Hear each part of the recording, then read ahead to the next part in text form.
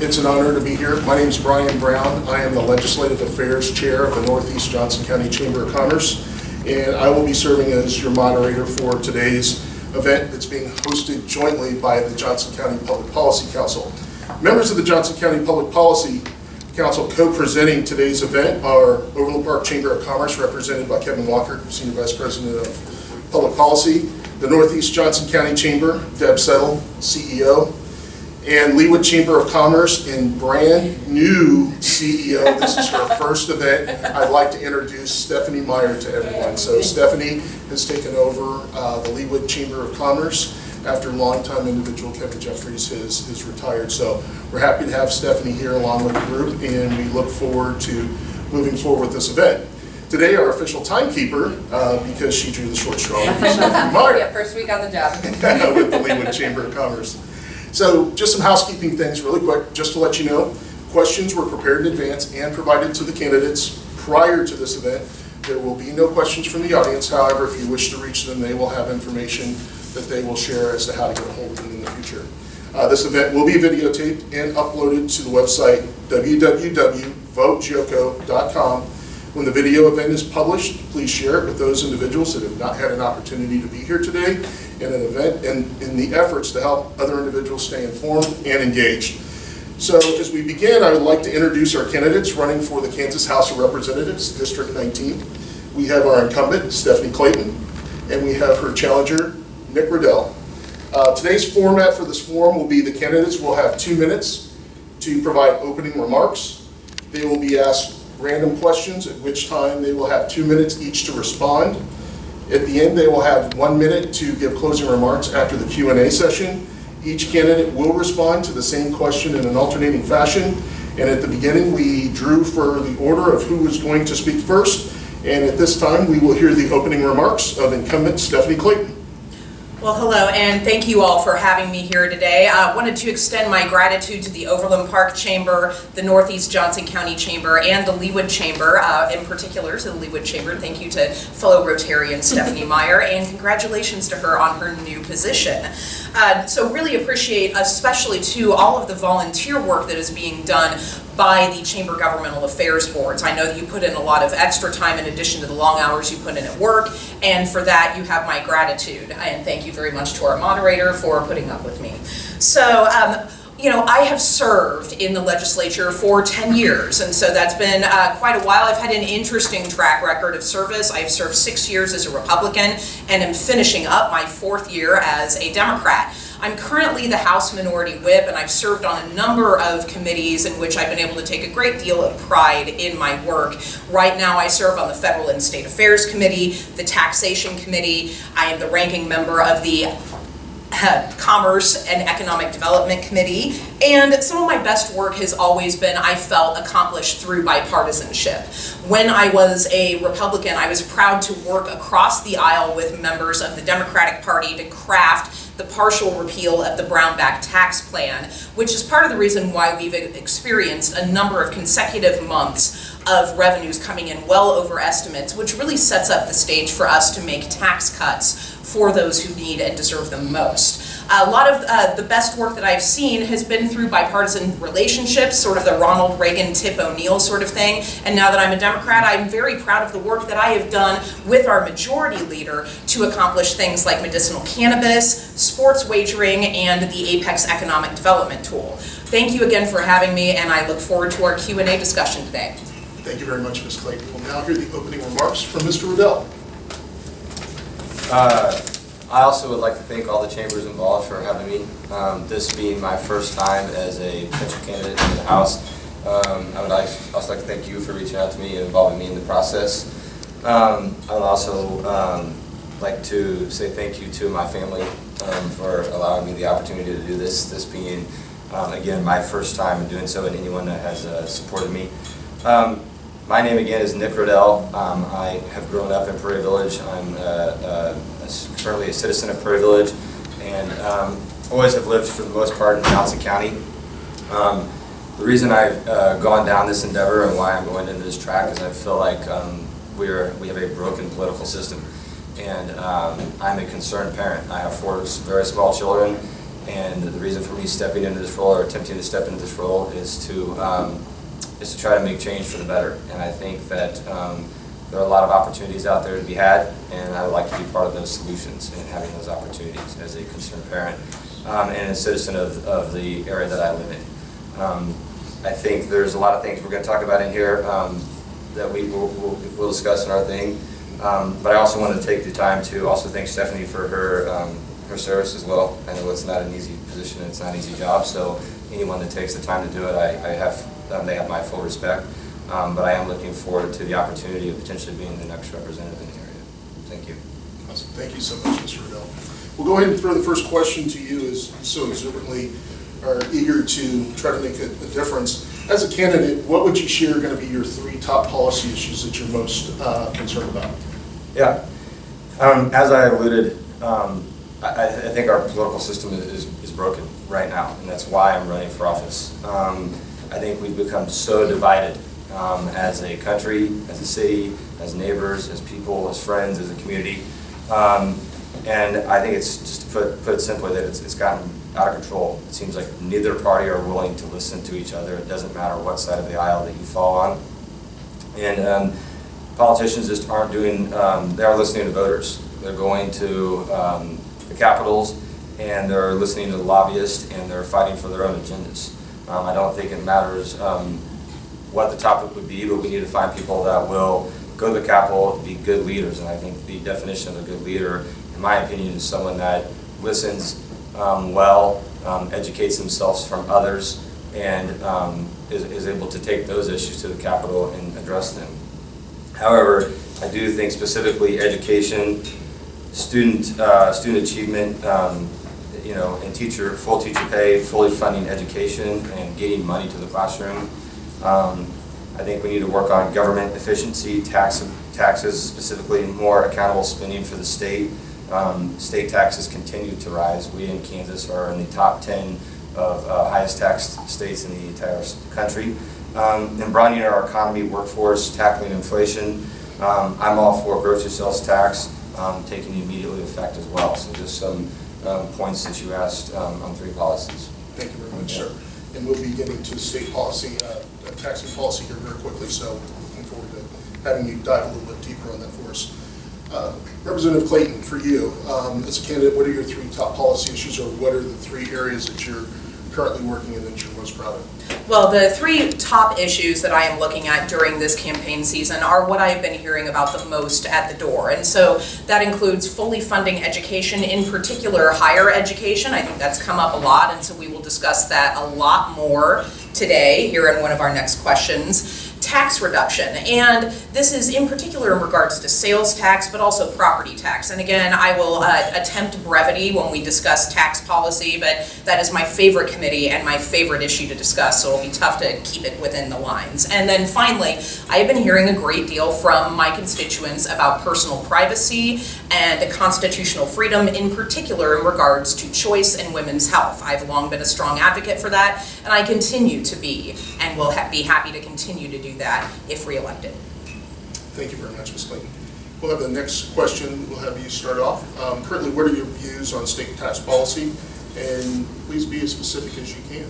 All right, you did ask for it. So, Yes, so I believe in a fully balanced tax plan. When I first took office, the state was in the red. Things were falling apart. We were not able to properly fund even the most basic infrastructure, especially in including transportation, which I know a good transportation plan is tremendously important to Johnson County's business community.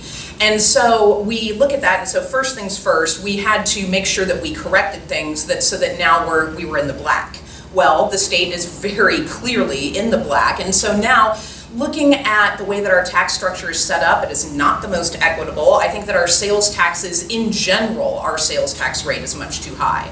I was proud to support the full repeal of the grocery tax, but I would like to go one further and have been a co-sponsor of bills that would repeal hygiene taxes. This is not just feminine hygiene, but all hygiene products. We also, everyone has to use soap and detergent and things like that, and so we want to make sure that we are making it easier on all residents in regards to that.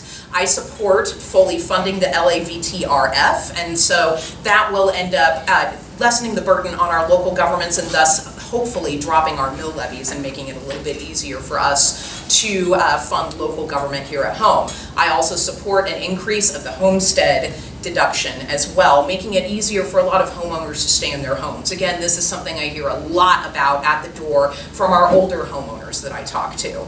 And finally, I would like to look at even reducing sales tax on prepared food, because a lot of individuals don't have time to cook a meal. We have single parents who have to rely on takeout quite a bit, and frankly, our restaurants have suffered a little bit of a drop. People have changed their habits and they don't go out to eat as much. I feel like if we drop the food sales tax on prepared food, we might get people back out into restaurants, and I think that that would be very important for the hospitality industry. Thank you. Thank you very much, ma'am. With all this talk about food and being around 5 o'clock, I'm kind of getting a little hungry here. Mr. Reddell, as you alluded to earlier, you had some thoughts on how you believed you could impact the work in Topeka with some views on your tax policy.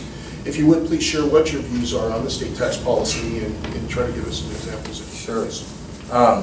I don't, unfortunately, again, this being my first time, have all the insight that Ms. Clayton would have, her being in her role, but I am learning. And I have mentioned this to the people, that part of this process is being a sponge and learning and taking ideas from other people and taking ideas from other people and applying those.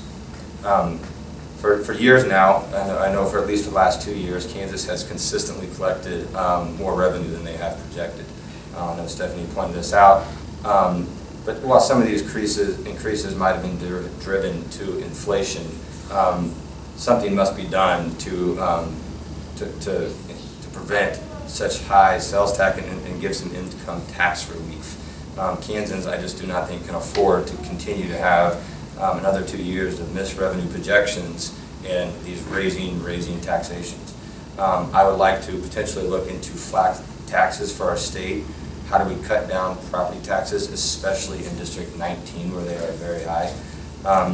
Again, our state taxes are in the top 10 in the country.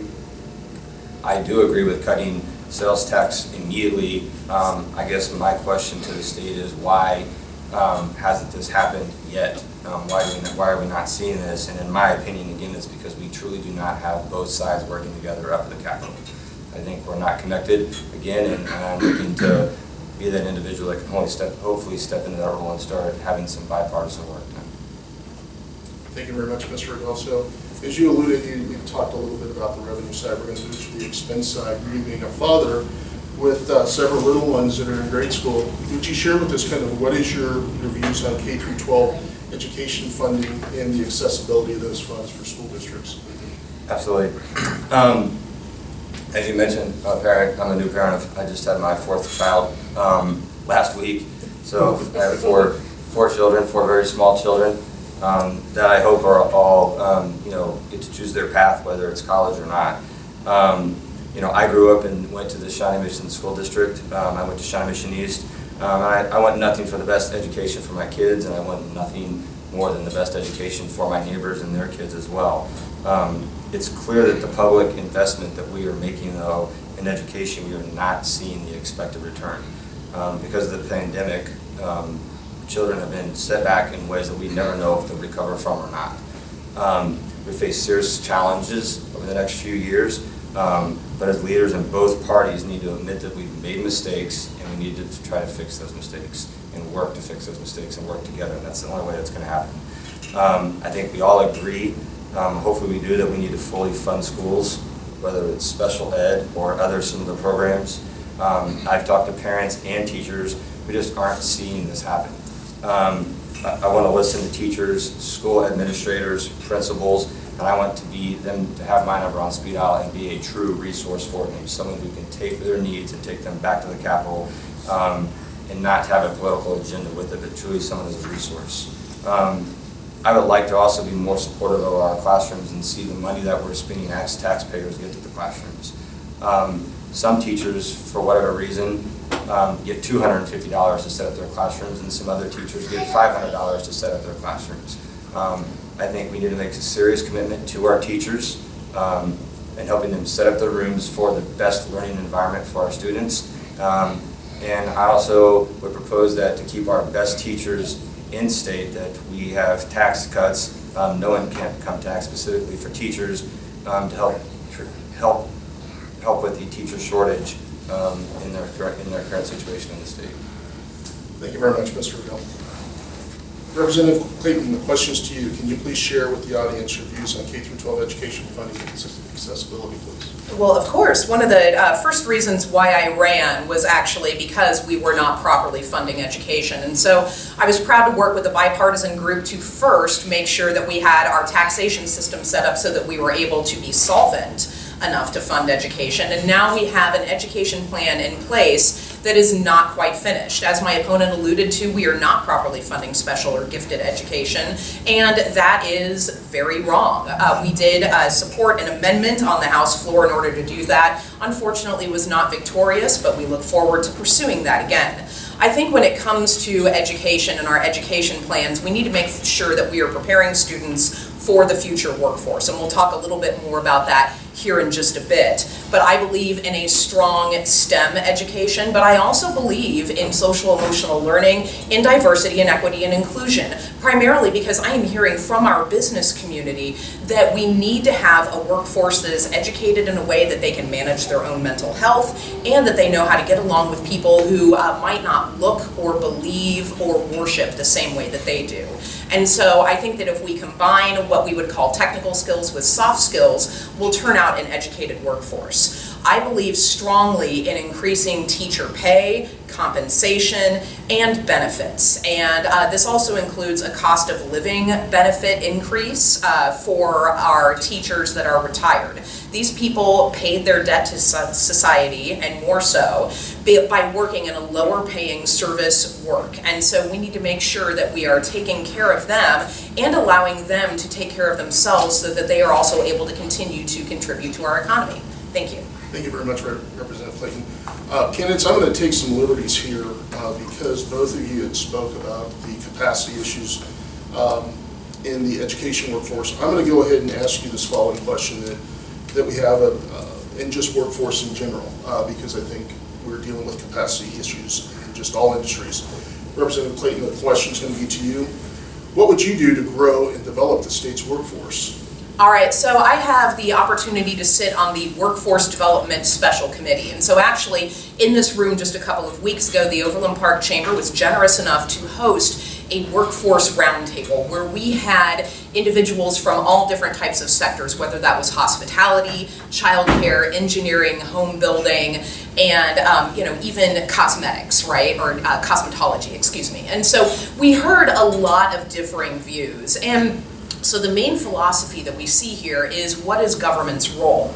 A lot of times after a pandemic, history has shown us that there is a major shakeup in the workforce, and right now the market is driven by the labor force. So a lot of times they're the ones, since they are the ones in demand, they're the ones who are making decisions about what they want. And so it is between the employer and the employee to determine things like higher wages and flex time and that sort of thing. But above all, what we have been hearing the most about is a child care shortage. I think the way that we seek to alleviate that shortage at the government level is by making sure that we are even increasing some of the child care tax credits that I was proud to support last session.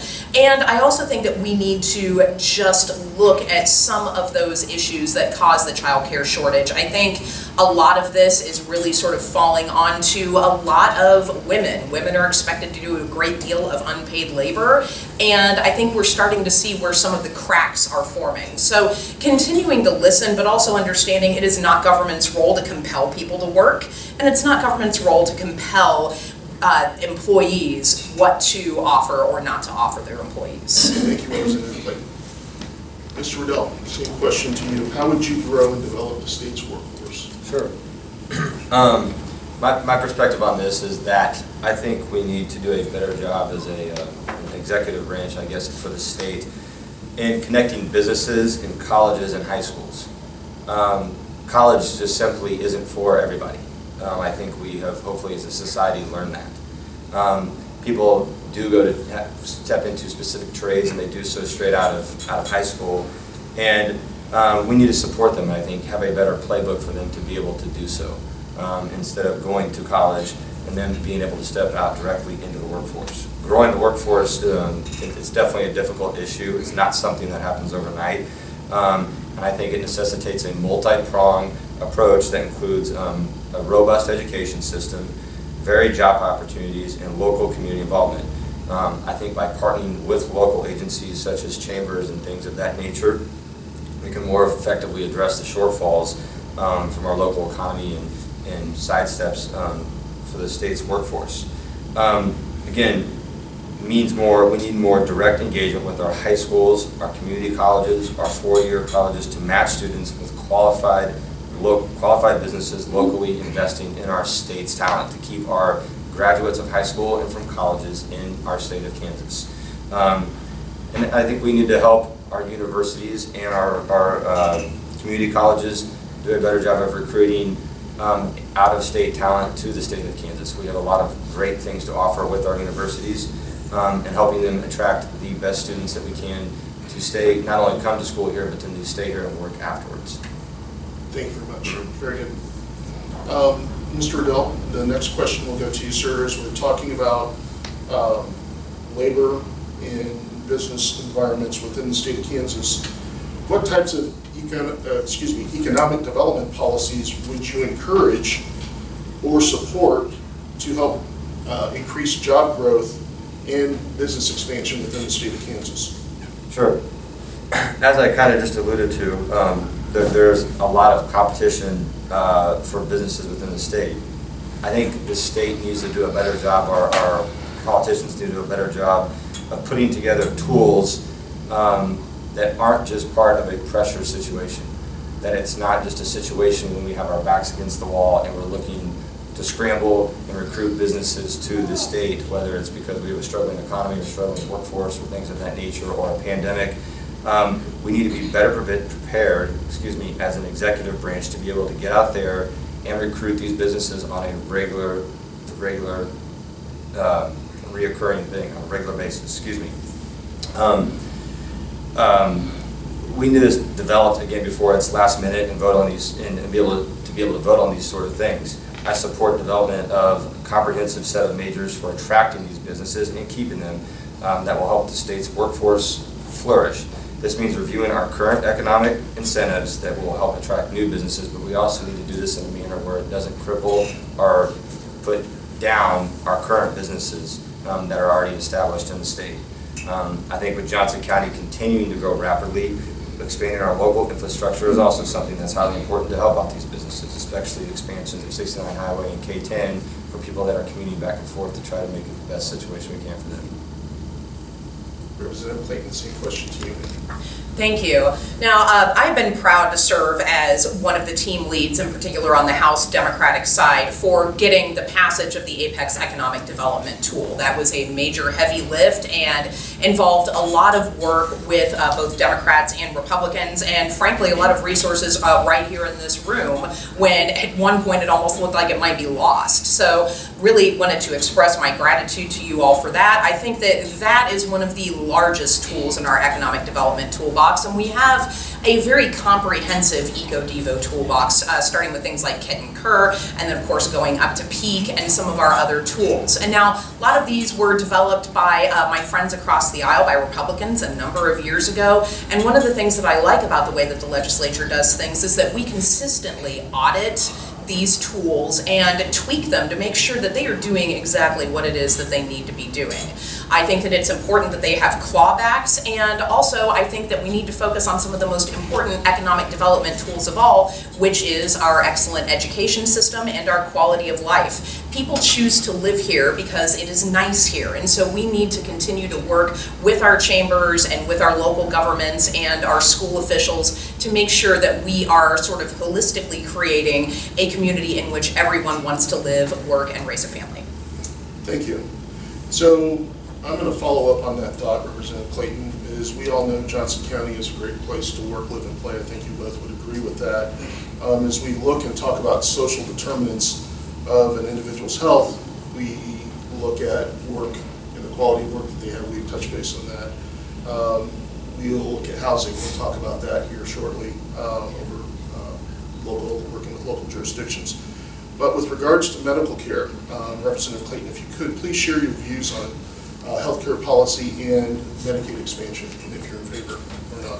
All right, well, I have long been in favor of Medicaid expansion and have a voting record that reflects that. Every year I hope that we'll get it through the Senate. We have gotten it through the House twice, but have been sort of stymied in the lesser chamber. Sorry, I'm not going to give up an opportunity to make fun of the Senate if it presents me.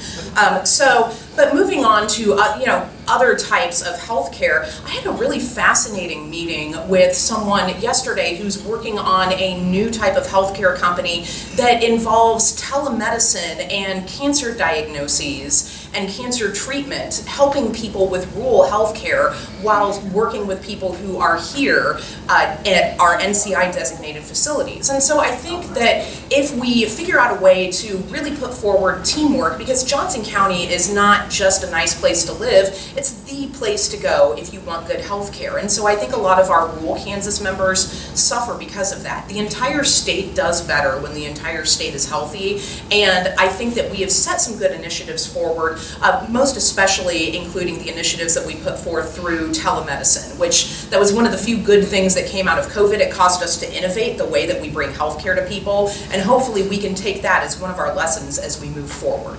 Thank you. Thank you very much, ma'am. Mr. Reddell, same question. What are your thoughts on healthcare policy, and do you support Medicaid expansion? If so, why or why not? Sure. The word expansion, especially here, I feel like is a little bit of a bumper sticker, unfortunately, because there's just a lot to unpack in there, is why I say that. I acknowledge that there's definitely things that are wrong with our healthcare system, and we need to do stuff about that. We need to fix it. I'll give you an example of what I do for my career. I've worked in the healthcare career for actually almost 15 years. On a daily basis, I step into surgeries with doctors, hospital staff, nurses, technicians, and we perform life-saving procedures. And we perform these life-saving procedures on a daily basis without question. It is our oath that we've taken, and we enjoy doing it, and we're happy to do it. And most of these people that we do these life-saving procedures on are in fact do not have any sort of healthcare coverage whatsoever. In fact, I actually did one of these procedures recently on an individual who was visiting here from another country.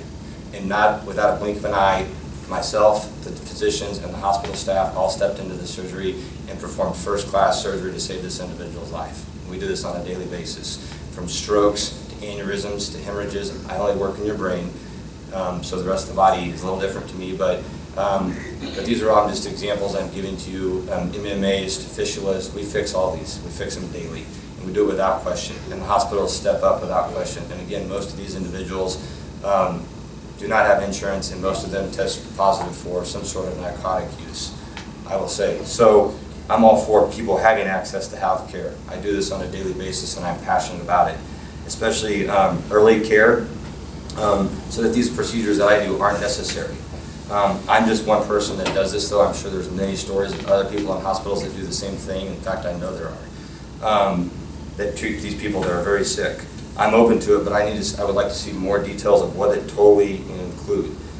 We are already waiting, we already have long waiting lines. I think that there has to be some sort of work requirement with it as well to not flood the system. Thank you very much for your thoughts, and as you being someone that works in the brain, I might consult you with my legal here a little bit later. So, thank you, sir. Mr. Reddell, next question is to you, sir.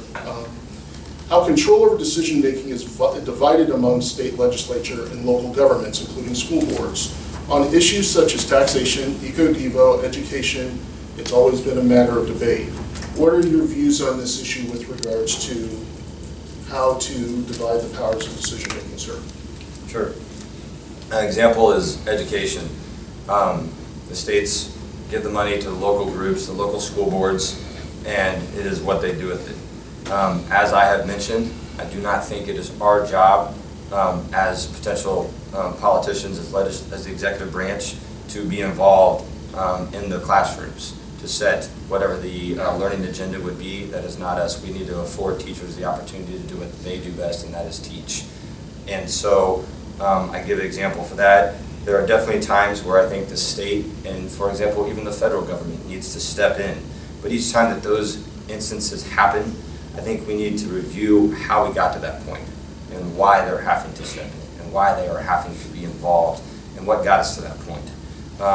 I think it's the most of importance for the state's rep, no matter what the district is or where you're at, to be educated on all local topics for every city that they represent, and be a resource for all the groups that I just previously mentioned. I think the state needs to do a better job at supporting these groups, but not necessarily making the decisions for them. And to be honest with you, I think if we were doing a better job, if our political system was doing a better job of working together, this would not be a hot topic issue.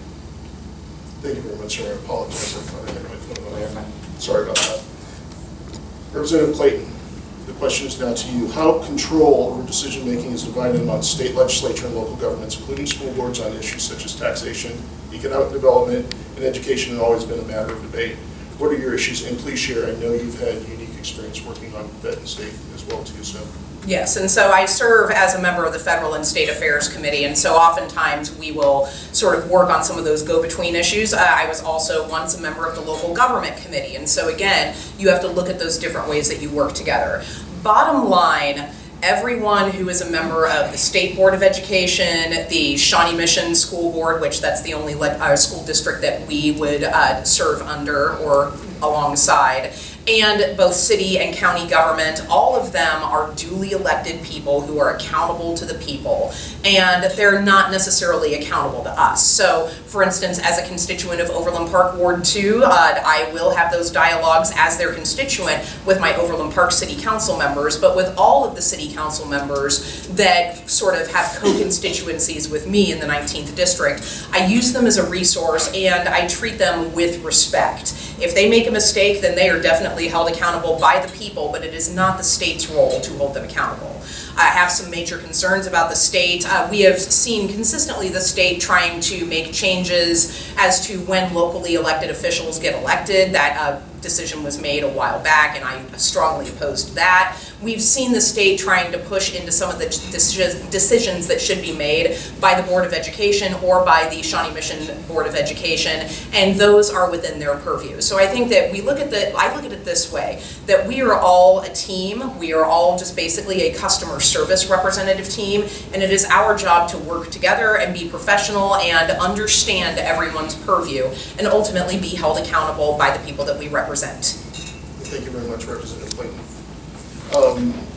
As we're getting close to the conclusion of our question and answer phase, a couple more items we'll address. So this will be the 8th question, and we'll go ahead and have you respond to it first, being that you are a new parent of a college student. Representative Clayton, at this time, what are your feelings and thoughts on higher ed funding, and what do you think the legislature needs to do to move the needle a little bit more?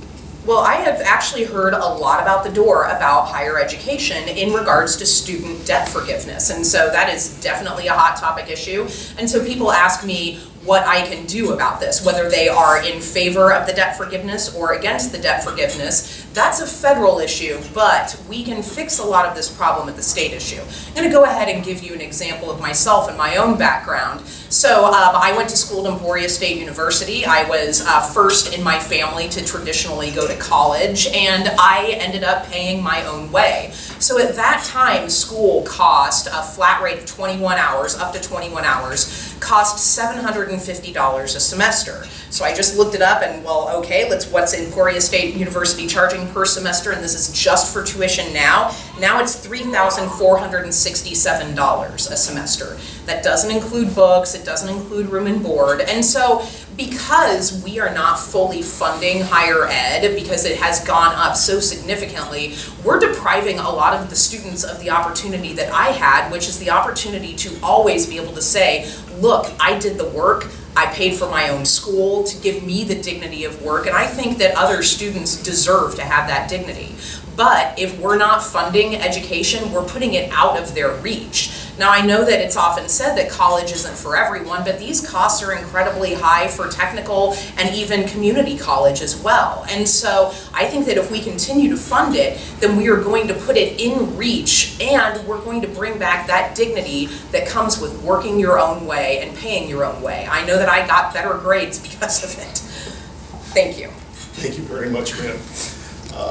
Mr. Reddell, I know you had mentioned earlier thoughts that you had on workforce readiness and college preparedness as well. We've talked about workforce. Now, if you would you please share your thoughts on higher ed funding? Yeah, absolutely. I think it's very fair to say that secondary school costs have become totally out of control. We need to be more efficient in this area. A lot of the costs we need to take a look at. I think it's the state to work with the colleges. Not everyone, again, as I noted, needs to go to college, so I think some of that to prevent people from racking up this high debt. We need to do better programs for those who are going to enter the workforce, again, out of college. Again, instead of subjecting them to tens of thousands of dollars, to Stephanie's point, of debt. I think it's yes, college is expensive, excuse me, and as she mentioned, I'm very similar in the sense that I paid for college. I paid for it myself. I paid for it. I worked my way through college and had a very similar experience, it sounds like, than she did. But I think all of us need to be more aware of the costs that are associated with secondary education, the book costs, the dorms, the residential costs, things of that nature. Maybe we find a way as a state to cap certain spend amounts on types of degrees. For example, a teacher. We know a teacher is only going to make X, Y, Z coming out of college, so how do we help them get through college without racking up $100,000 worth of debt, for example?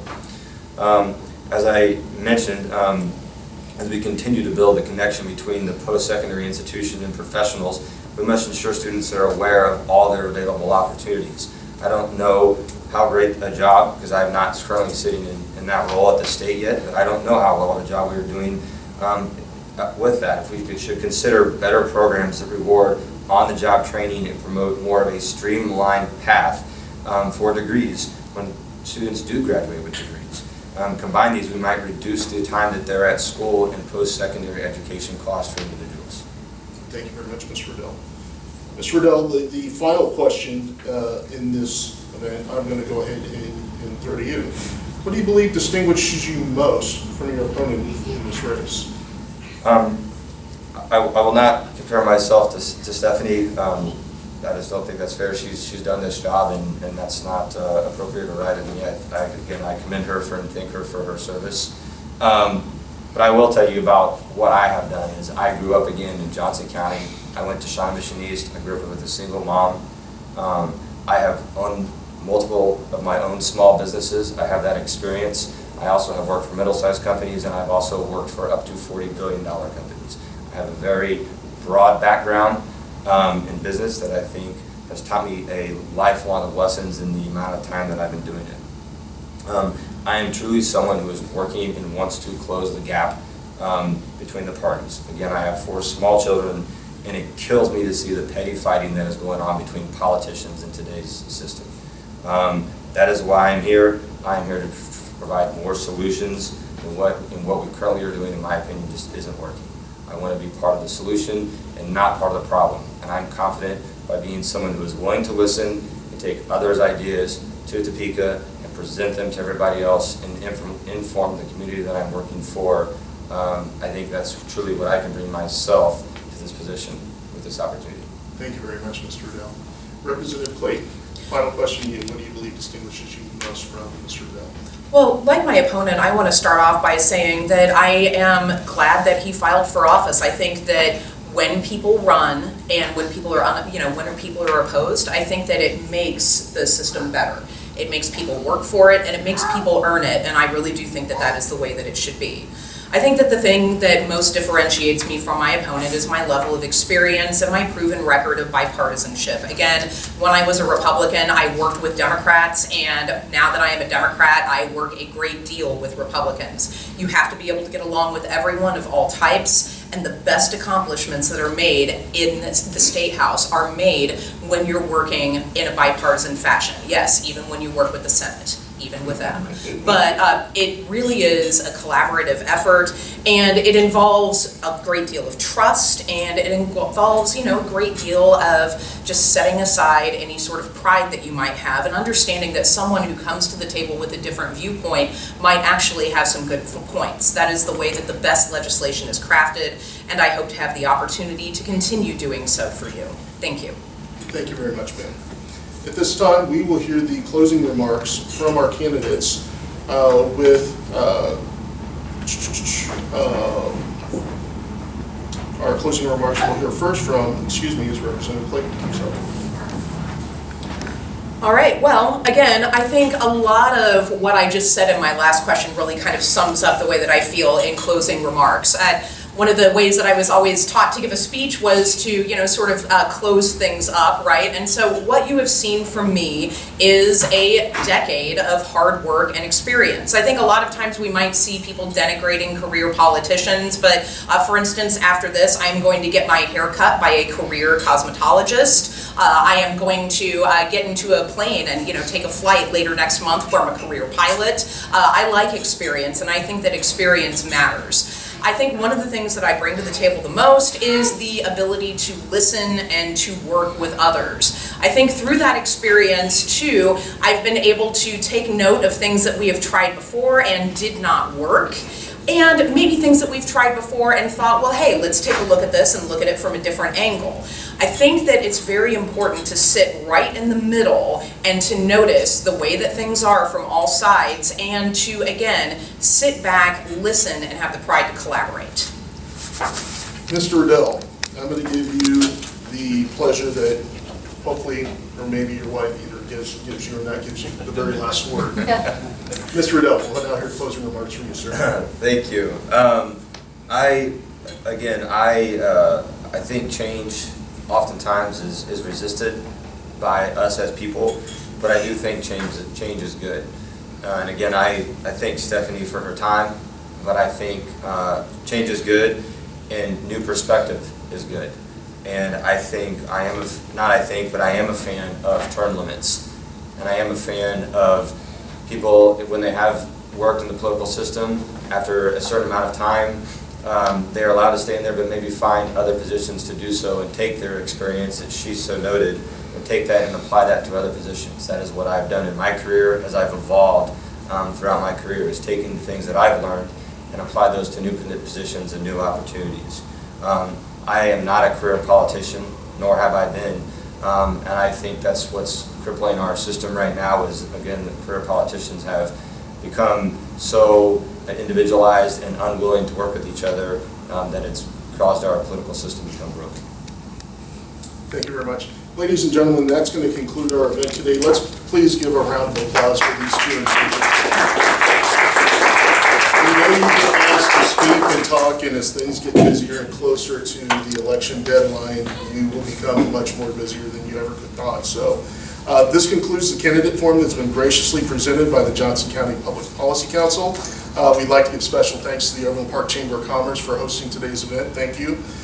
In addition, we'd like to thank both of our candidates today and wish them well in their pursuit to advocate on the behalf of all Kansans. As a final reminder, please note that advanced voting by mail begins on October 19th. Advanced voting in person begins on October 22nd, and general election day is Tuesday, November 8th. We thank you for your attendance. We ask that you please stay informed, and we ask that you have a wonderful evening. Thank you very much and have a wonderful